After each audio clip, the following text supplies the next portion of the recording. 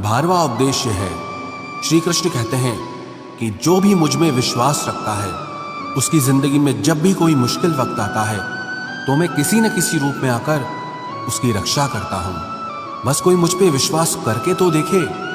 जब महाभारत का युद्ध चल रहा था तो दुर्योधन ने देखा कि भीष्म पितामह 5 पांडवों में से किसी को भी नहीं मार रहे थे। तो दुर्योधन ने भीष्म पितामह के पास जाकर कहा कि आप युद्ध तो हमारी तरफ से कर रहे हैं, लेकिन आपका मन पांडवों से जुड़ा है। आपके मन में सच्चाई नहीं है। आप अपने राजा की विजय नहीं चाहते हो। जब ऐसे कठोर वचन भीष्म पितामह से कहे तो वो क्रोध में भर गए। उन्होंने कहा, मेरी निष्ठा हस्तिनापुर के लिए है और तुम मेरी निष्ठा पे शक करते हो।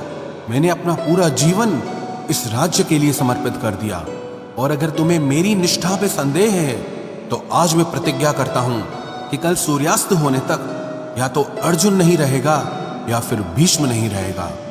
जब इस प्रतिज्ञा की बात श्री कृष्ण को पता चली वो बहुत परेशान हो गए, क्योंकि भीष्म जो एक बार प्रतिज्ञा कर लें उसे पूरा जरूर करते हैं। वो सारे राजमहल में अर्जुन को ढूंढने लगे और उन्होंने देखा कि अर्जुन अपने कक्ष में आराम से सो रहा था। श्री कृष्ण ने जाकर अर्जुन को नींद से जगाया कि अर्जुन, तुम इतना आराम से सो रहे हो। तो अर्जुन बोले, हे केशव, आज सारा दिन युद्ध करके मैं बहुत थक गया हूं। सोचा थोड़ी देर आराम कर लूं, कल फिर सारा दिन युद्ध करना है।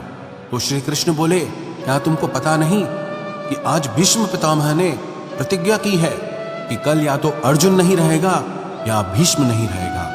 तो अर्जुन ने कहा, हे केशव, मुझे भीष्म पितामह की इस प्रतिज्ञा के बारे में अच्छे से पता है।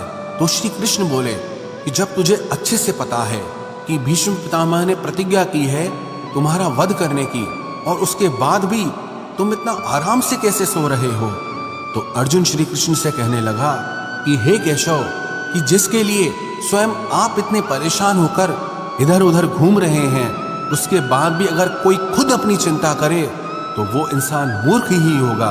क्योंकि जब आप मेरे साथ हैं तो ऐसे एक तो क्या 1000 भीष्म भी मेरे सामने खड़े हो जाएं तो वो सब मिलके भी मेरा बाल भी बांका नहीं कर सकते। और अंत में यही हुआ। उस दिन भीष्म पितामह का वध हुआ और अर्जुन की जीत हुई।